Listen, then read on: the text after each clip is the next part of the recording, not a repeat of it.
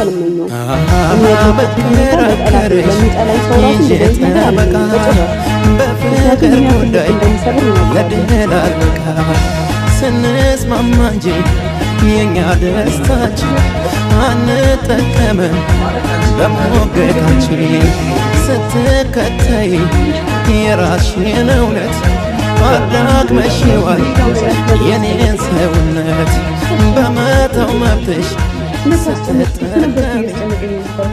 ከቤት አባራችን እሷ ደግሞ ፈልገን እኔ ፈልጋለሁ ነው ብለን እሷ ጋር ተቀበለች እኮ ቢጋ መላኩ ለምን አስፈለገ? ለምን ትልኪልኛለሽ?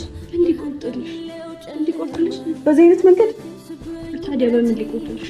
ልጁ በቀን በቀን ሳይሆን በጣም በቃ ስትረስ ውስጥ እየገባ ሳይሆን ምንድን ነው የምትታመመው? አንተ ሰው ታሳምማለህ እንጂ ትታመማለህ እንዴ? እንዴት ነው ማለት? አንተ ሰው ነው የምታሳምመው። እኔ እንዴት አልታመም? ሰው አይደለሁ እንዴ? ወይኔ ጉዴ!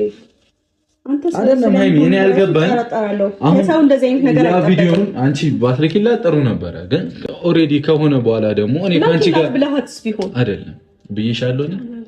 እሺ፣ ግን እንደዛ ማድረግሽ በተኛውበት ተገቢ አይደለም። ቪዲዮውን አይቼዋለሁ።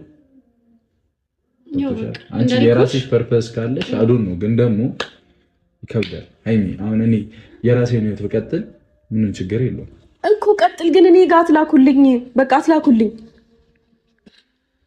ለማንኛውም እንደምትወጂኝም አውቄያለሁ፣ ግን የምትወጁ ሰው ላይ እሺ፣ እንደምወድ ካወቅ ደግሞ የሰው ልጅ ስሜት ላይ አይቀለድም። እንደዚህ አይነት ቀልድ አይቀለድም። ግን የምትወጁ ሰው ላይ ደግሞ ተስፋ እንዲቆርጥ ማድረግ መጥፎ ነው።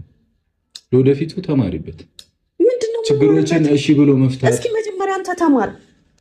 አንተ ተማር መጀመሪያ፣ ስህተትህን ማረም ተማር። እስኪ ተማርኩኝ፣ ስህተቴን ለማረም ጊዜ የማይሰጠኝ ቀጣይ ደግሞ አሁን አንቺ ላይ ሌላ ሴት አምጥቶ ደግሞ አንቺን እንደኔ ያደርግሻል። እንደዛ አይነት ሰው አይደለሁም። እንደዛ አይነት ሰው አይደለሁም። እኔ